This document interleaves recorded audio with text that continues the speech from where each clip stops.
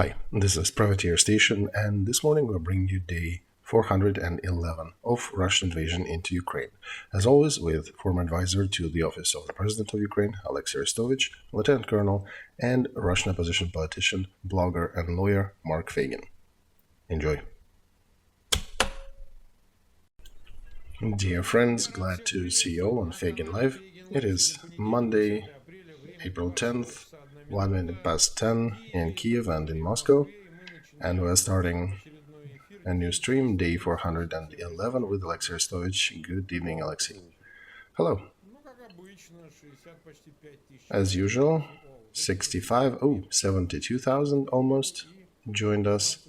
16,000 clicked the like button. Please continue sharing links to that stream in your social media so that more people join us. Click the like button. That is important. You know all that. And of course, if you have not done that yet, please subscribe to Feygin Live, to Olexiy Arestovych, and to the Privateer Station if you are listening or watching that in English. I also remind you that we are streaming on both channels when we stream on Feygin Live and Olexiy Arestovych, wherever you like, if you are watching that live. English translations come usually the morning after, on the about 8 or 9 Eastern in the United States. All right, I suggest we get back to the topic of fakes. That story with leaked documents got a continuation. There is another portion of these documents being published, and analysis sways from one side to another, or starts to combine different versions of what happened, because Ukraine states in the face of its official representatives that it is Russian fake. But we also can see that if it is fake, it is a fake that used some real documents. So there are several different versions of these documents floating around, plus additional 100 pages, new 100 pages, that touch upon other things, including Israel. As if the leadership of Mossad was engaging their employees to participate in the protests. I don't know, that sounds like BS, but there are different topics touched there. And I think the main piece in focus is the degree of trust to Washington, because, again, supposedly there was monitoring of Ukrainian leadership, not sure with what goals, but that's what press is talking about. Is it true? Is it not? But since it is being discussed, let's also touch upon that. All right, let's. So, were they checking? Were they listening? Were they observing the conversations that Ukrainian leadership had by special means? I don't think so, Mark. I don't think this will have an effect. Who is the owner of that technology? You mean what, glory to Ukraine? No, the phone. Oh, Americans, of course. So who has a chance to read everything that goes through these phones? Of course, Americans. All right. So all these messengers are supposedly closed and encrypted, but for those who own the technology, they're not exactly closed. So, remember back in the day, they acknowledged that they were listening to Angela Merkel as well.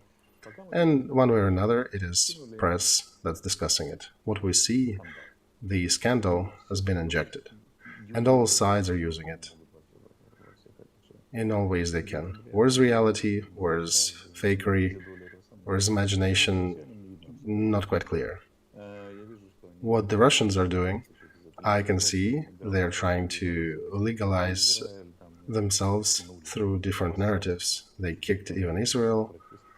Mossad tried to legalize their losses and imagine huge losses for Ukraine, and try to break relations between the United States and Ukraine, and also to show that Ukraine is incapable of one and the other and the third.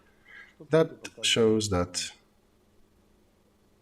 the game is professionally pretty weak. These things, if you want to legalize something, you take one message and you send that. But they probably wanted to solve all the matters with one tool. that they included everything into the scandal. So that appears to be a sign of unprofessionalism. They were doing a similar technology with Wagner, right? Oh, you mean with the landing of the jet? Yeah. So this became an interesting story, but internal Ukraine, and now they're trying to blow it up to the international market, to the international news consumers. Do you remember at least one loud resignation? You mean in the system of security in the United States or in any other country?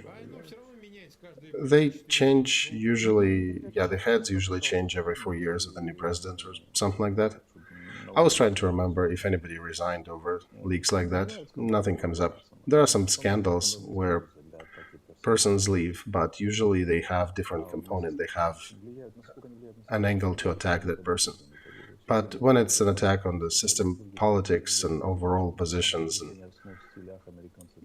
things like Americans are listening to the phone of Zelensky, yeah, not a news. That's their job to listen.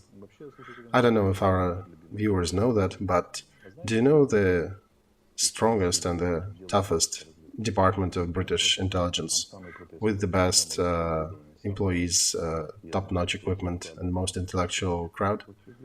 It's dedicated to their favorite American partners, and that's a norm in a way. Democracy is actually bloody fight for leadership.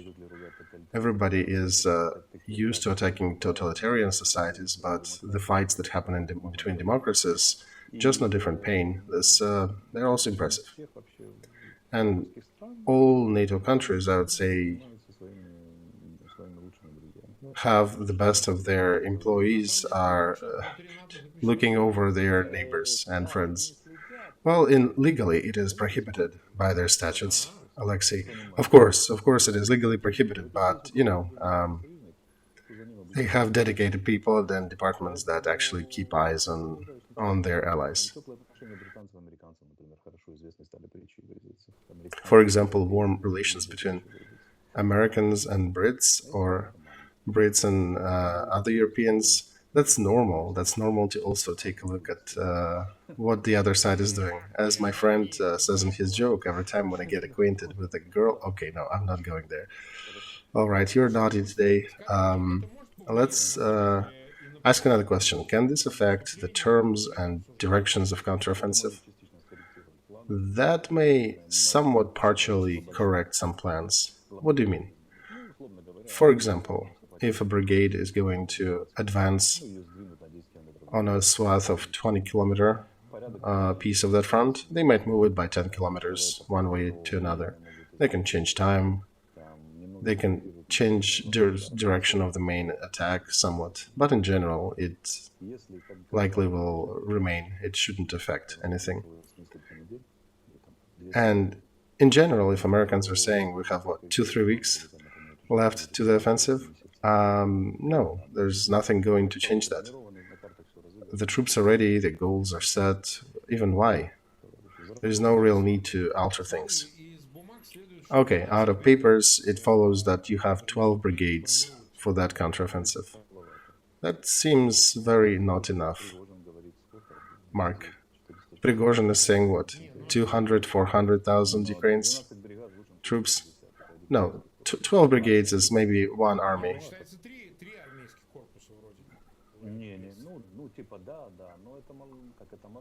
This is still not enough. You know, or maybe they'll be less, but more effective. It's hard to tell, Mark. We are not going to tell the exact data here.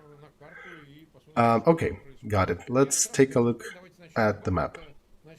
We'll start with Bakhmut. Today they showed that Dushilin, Pushilin, Denis, Penis, whatever his name is,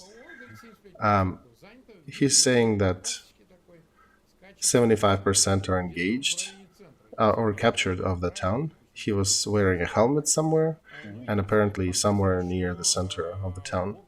And Deep State, if you zoom in, also shows that a notable part of the city, if you're tracing from the river, from Bakhmutka, which is to the right of the red line, you can see that There is at least a third of that town that is occupied by Russians.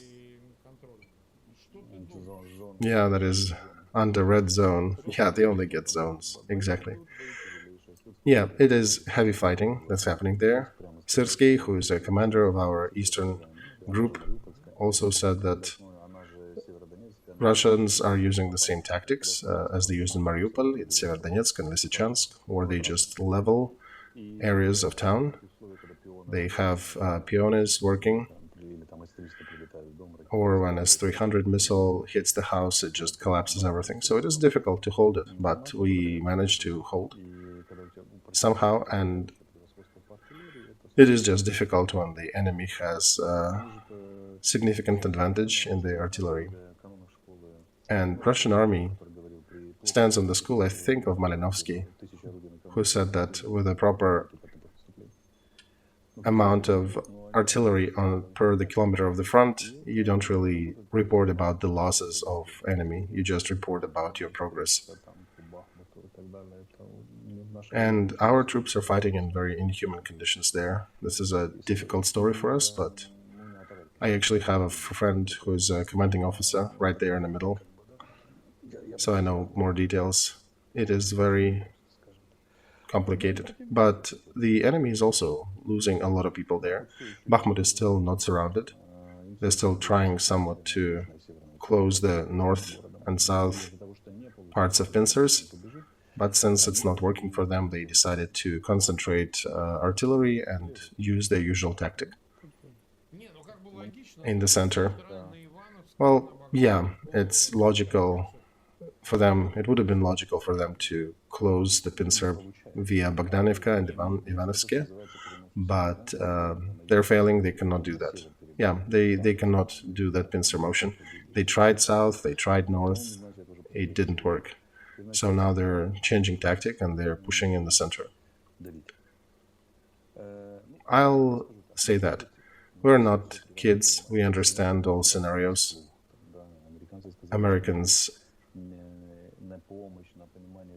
also said that the possibility of leaving Bakhmut will not have any effect on understanding the capabilities of sides or predictions or any outcome of this war. And our president did say that we will be holding, but at the same time, in the speech in Poland, he said if there'll be a real threat of encirclement, we will leave Bakhmut. So I believe our military political leadership will make right steps when they need it to be made, and if there'll be time to leave Bakhmut, they will. What will be the outcome of that? We understand, we discussed in the last stream, that they might free up some forces to cut off Siversk protrusion. So that is why we are holding, and we're losing a lot of troops there daily, but the enemy is losing a lot more. It is still a trap for them. And when we are talking about the high notes and principles and ethics and all, I usually ask, what are other options? There are no other options. We need to remember always what tasks we are solving by fighting there near Bakhmut. These people who are fighting there, they're creating us, they're giving us the conditions for counteroffensive. And when some people will be jumping for joy after we do the successful counteroffensive, when we reach Crimea or recapture other big parts of the front, we still would need to remember. I strongly suggest we remember the heroes who are risking their lives to provide this opportunity for counteroffensive, who are holding at Bakhmut. On the other parts of the front, let's also take a look. Kremenna and Liman, they continue attempts to test our defense lines and to see if they can advance anywhere. That whole group is still there, it's not in motion. Avdiivka and Marinka, they also try to push and kick their butts. They're not exactly successful there. They're trying to copy Bakhmut, but they're failing. Ugledar, there is artillery fighting, and Kherson as well, artillery fighting as well. So we're attacking their mobile artillery units, and they're shooting at our cities and villages. And they continue shelling cities wherever they can. All right. So that's all on the map, right? Yes, we've been live for about 15 minutes. 221,000 are watching us, 75,000 clicked the like button. Thank you, friends, for staying with us. This is important. And of course, we hope that you will subscribe to Feygin Live and to Olexiy Arestovych channels and to the privateer station. All right, so we talked about that subject. I'm coming back to what we started. There was information about Turkey that in these documents there is some presence of PMC Wagner that was going to buy some arms for themselves in Turkey. They're not elaborating if that was a success or not. Probably not, because Turkey is a NATO country, and Turkey is an ally of the West, so an ally of Ukraine in this war.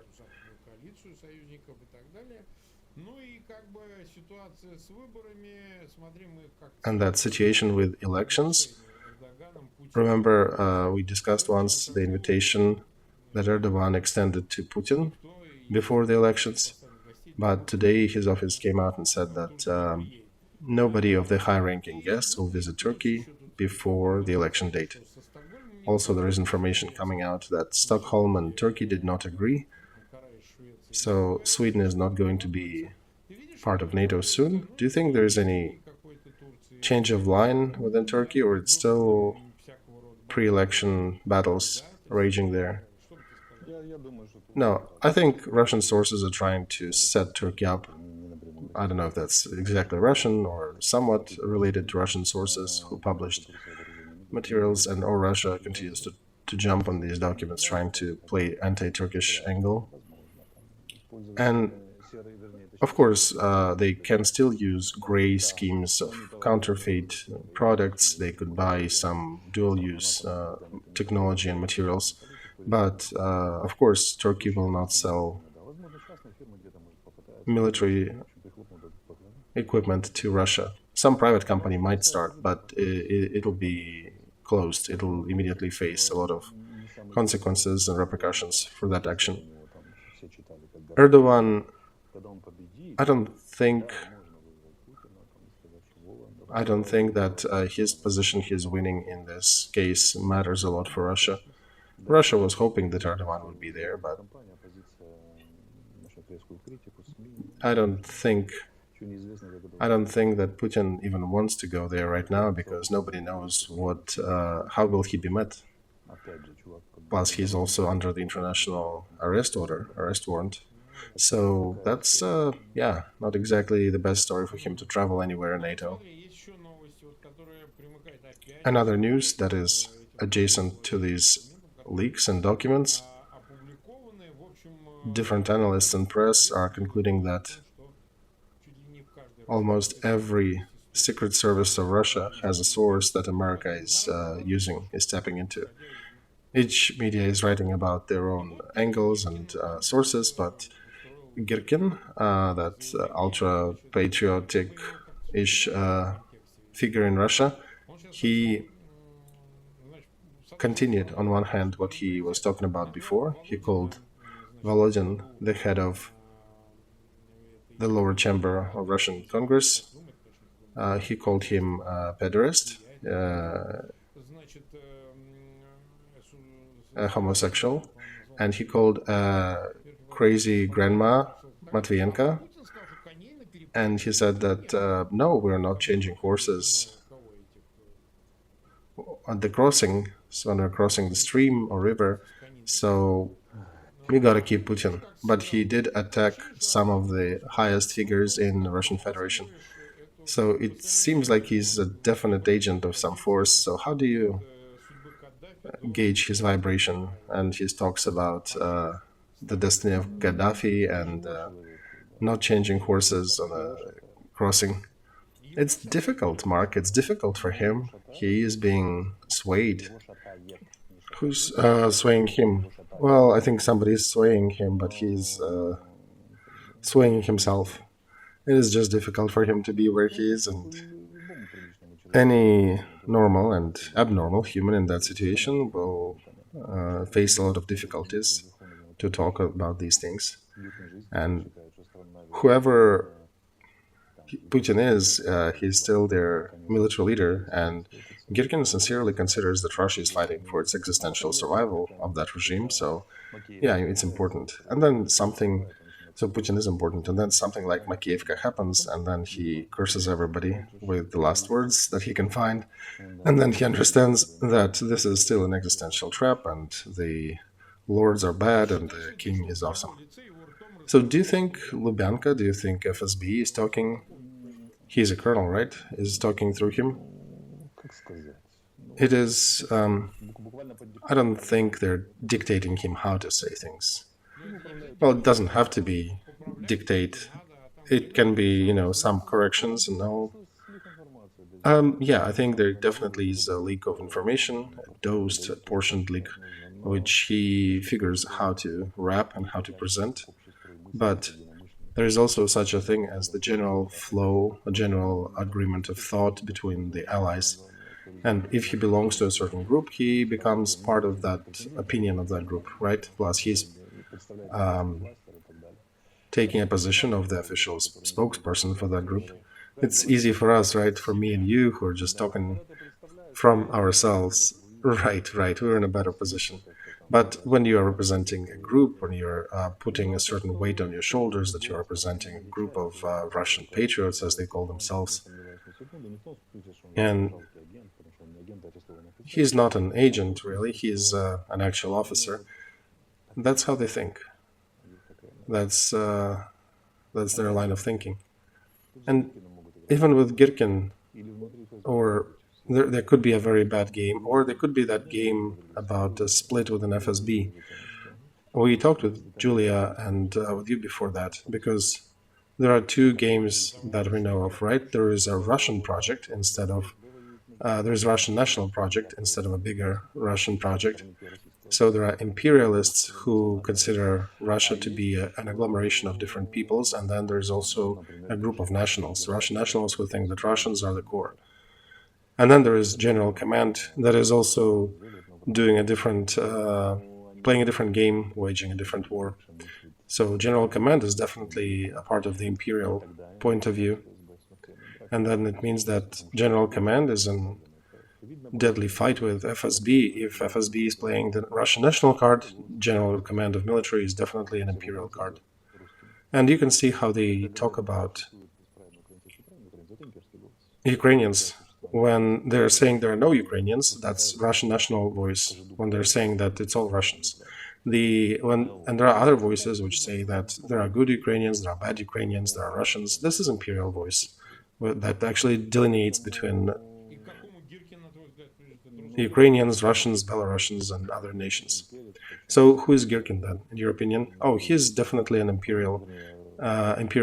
He is sort of looking at the Slavic peoples like Belarus, Ukrainians, and Russians, that they're a trifecta of Slavic people, but he's not trying to rename everybody into Russians. He's saying Russia is a big empire with a lot of peoples. It's funny to say, right, that people from Tuva are Russians. They're not.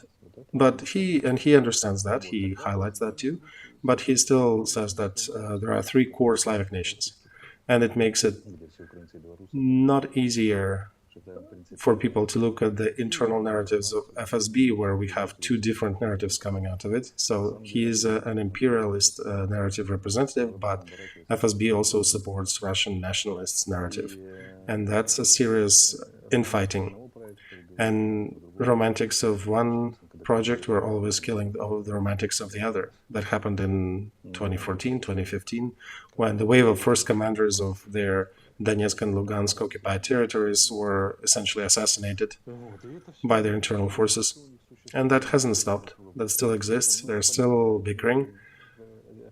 But the FSB officer who is definitely representative of an imperial project, is interesting, because FSB for sure is playing also Russian national project. So that means it is divided inside. So that's an interesting angle. Okay, that's curious.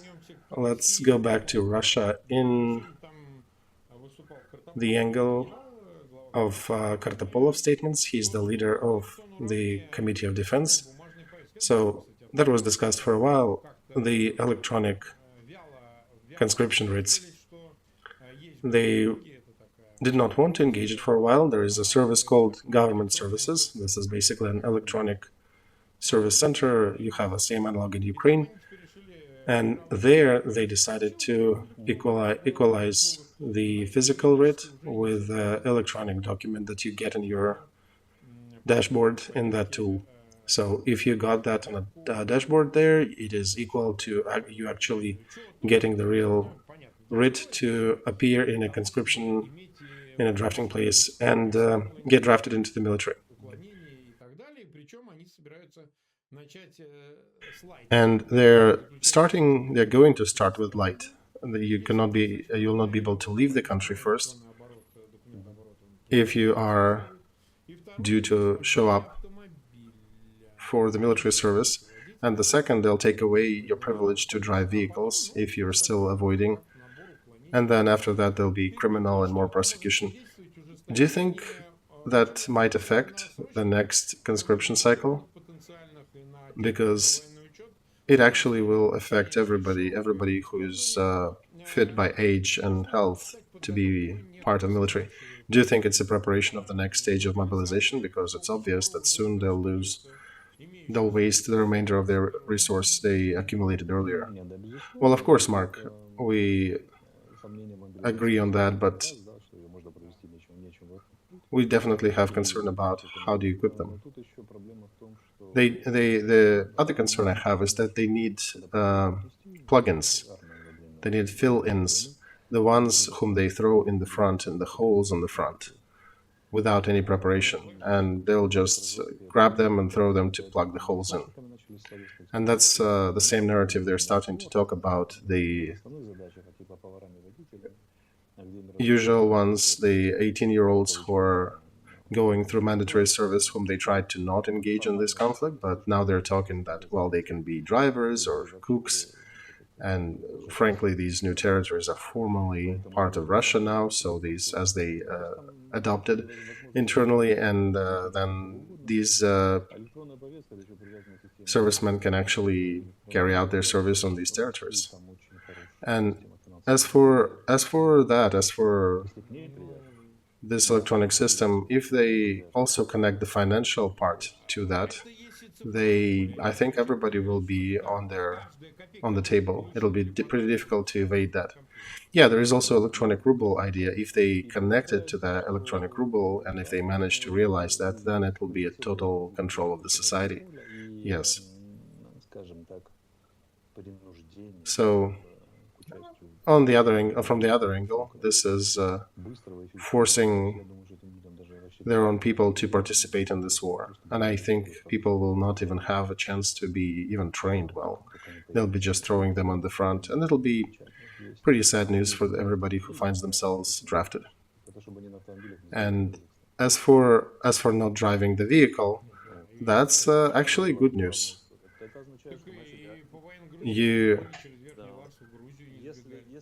That will affect more layers of society. So if before they made a decision, those who do not want to come to the army, they can leave. It seems like they are now closing that lid. They're not letting people leave the country if they don't want to fight. So I think it is a vector that shows that indeed they're suffering huge losses on the front, and then you also need to draft everybody you can. And that's an issue. So, and I think there will be probably a couple of executions and the next escalation step that they can do, or perhaps imprisonment and heavy prison terms, and more people will likely join their draft waves. Even before the war, Olexiy, I was saying that those who can leave. People were laughing, some were kind of smiling it off. Even after the first mobilization wave, some people stayed in Russia or returned back to Russia. I was telling them, leave, guys, don't stay there. Either resist and fight or just leave if you don't want to go that route. And I understand the viewers will judge for themselves, but those who are viewing us from Russia, they need to consider, because that statement by Kartapolov might even not beep on your radar, but here is, I'll read it verbatim.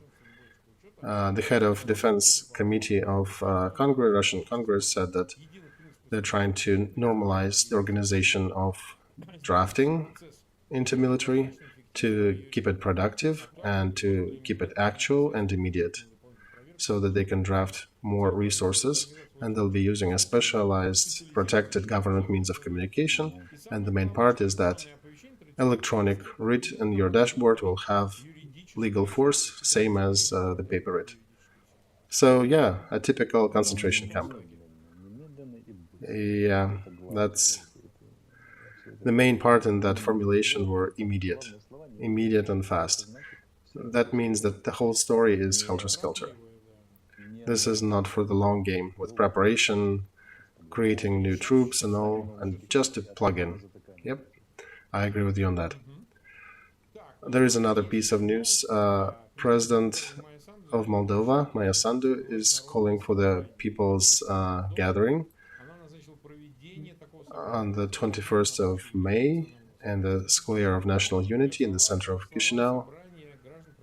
She is basically going to check with people, do people want to integrate in Europe further, etc. So these are basically part of their election campaigns. And of course, this is an answer to the Moscow activity with importation of some of their citizens and their proxies, the party of Shore and the others. We discussed that. But remember, you said, who said that we'll need to wait to the end of war to do anything to help Tiraspol, to get rid of Putin's influence? So now it seems like that perhaps is drifting further to beyond the elections. And frankly, in Moldova, all these changes were not always European directed, because there were other politicians, Dadons, Shmadons, and others funded by Moscow. And Moscow was kind of sneaky. They sometimes throw more money, they have some angle to play on this territory. And my question is, do you think sharp actions can be better than political process, which seems to be a soft exit out of situation, but sometimes just exacerbates the issues and doesn't solve it or pushes it further, kicks the tin further down the street? Mark, this is an internal matter for Moldova. They will carry out that decision. We talked about that. No, we're not going to affect their internal politics, right? I just want to highlight that it's their business. I'm a simple person. If I was in charge, this question would be closed in 3 days. But it is not my will. The keys from the historic will are in the hands of other people on this stage. And I mean President Sandu. And she knows what to do with her country. I think she can see things better, and she might know something we don't know. We can just theorize about that. My main question is, solve this question during the war or after the war? Mark, she might not even go for solving this problem of Transnistria. Do you think just leave it as is? Yeah, she could. Do you think it will affect her Euro integration and perspectives? It's difficult to say if they will be accepted into Europe with the problem of Transnistria. But again, we don't know how the outcome will follow exactly of this war, and I don't think Moldova will be able, if we'll be busy here tied with counteroffensive, Moldova will definitely not be able to carry it out militarily. Yeah, they don't have forces, they don't. So, to make a decision to invite perhaps an ally to help you carry out the operation against insurgents is a difficult decision. It is difficult, yeah. You need to be somewhat of a rebellious nature, and Maya Sandu is more of a system politician, so I do not keep high aspirations that she might go that way. Okay, we have 250,000 watching us, over 100,000 click the like button. Please continue sharing links to that stream. Of course, you can watch it now on both Feygin Live and Olexiy Arestovych. And if you're listening or watching that in English, of course, on the privateer station. Mark, I got 17,000 watching me live on my channel, right? It's like in that classic book, I got 5 IQ. I'm rich. All right, so we know that numbers will grow when counteroffensive unfolds. People will be more engaged. But let's talk about one more thing, about the Belarus. Shoigu came over to talk to them. Their general Volkovich, who is the head of their Security Council, and Belarus ambassador in Moscow, after Lukashenko's visit to see Putin, stated that Belarus is considering the matter of invasion into their country by the West seriously, and they're relying, or by Ukraine, and they're relying on help of Moscow. And Shoigu came also to discuss something with his military counterparts in Minsk. We don't know what they're discussing, but they're probably considering that there might be some risks of Ukraine invading their territory as well if the counteroffensive and overall victory on the front is secured. And Lukashenko, at the same time, started coming out saying that let's get rid of nukes. And that's kind of puzzling because he just got those tactical nukes placed on their territory. Who will, do you even realize what you're saying? Right? And, oh yeah, he also accused the West of breaking the memorandum of nuclear non-proliferation. And the West of breaking the memorandum of territorial integrity of post-USSR countries. So I don't know if that's our conversation about Kalinovsky detachment played on their nerves, that they're now thinking perhaps these people will come and return to Belarus and fight with the regime after. So now they're digging their trenches. The only fact is that Kalinovsky detachment will go to Belarus only if Russia completely lost the war in Ukraine and we were done with that front. So it's, I guess, good news when they're considering this possibility.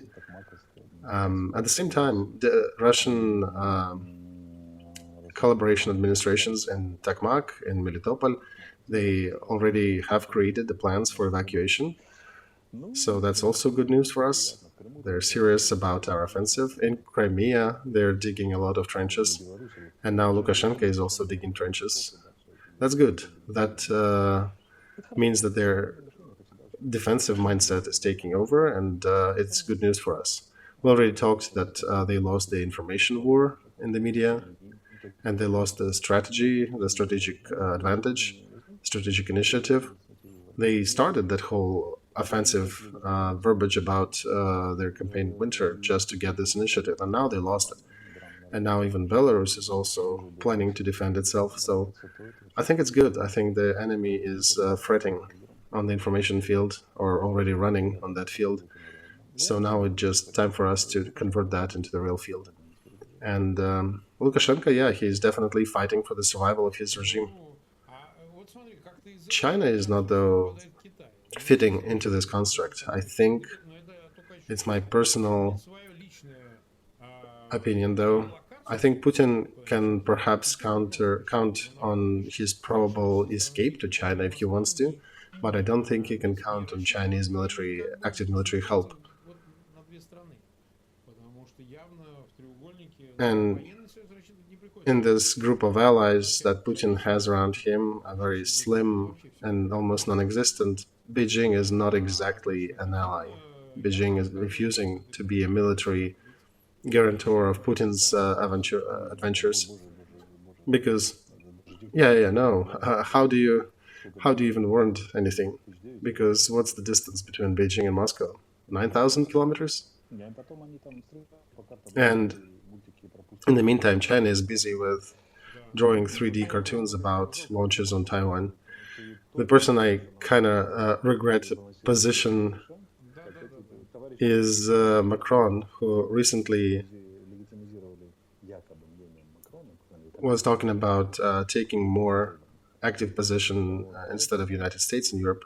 Now Taiwan is back on the map by China, and Macron is now in a difficult position where he needs to jump back to United States, because otherwise the optics is China is talking about Taiwan and Macron is there in the picture next to Xi when they're showing the Taiwan attack.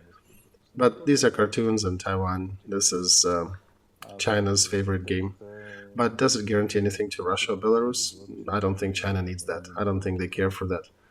So I don't think Lukashenko has any illusions. Of course, he's trying to affect Putin's influence by means of China, but when Chinese aid is not enough, he runs to Putin and negotiates about something. There is another story also that there might be another provocation on the Poland border. You mean from Belarus side? Yeah, they could be negotiating this, that there'll be refugees from Belarus trying to escape to Poland. Yeah, so what refugees can Belarus have these days? Oh, they can bring, somebody from Iraq or Middle East or something else.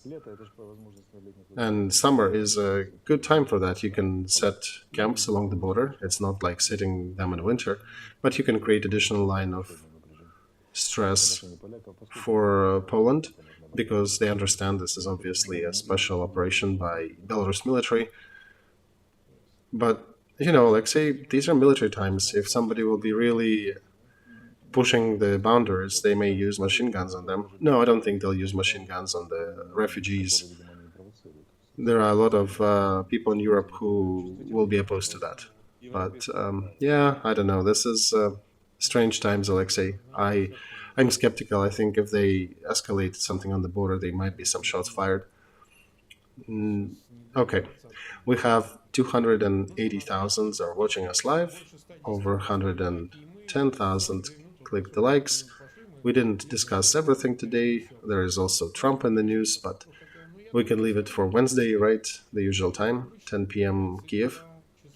Yes, I think we definitely. This will happen in any weather, so of course, usual ask, continue sharing links in your social media, send it in messengers to those who needs to hear that information and that discussion, especially if you have friends in Russia about the writs. So yeah, I would say as long as you still have rights to drive, a privilege to drive your car, drive and drive away as far as you can if you can. And of course, do not forget to subscribe to Olexiy Arestovych channel, to Mark Feygin, Feygin Live, and to the Privateer Station. See you in a couple of days. Goodbye.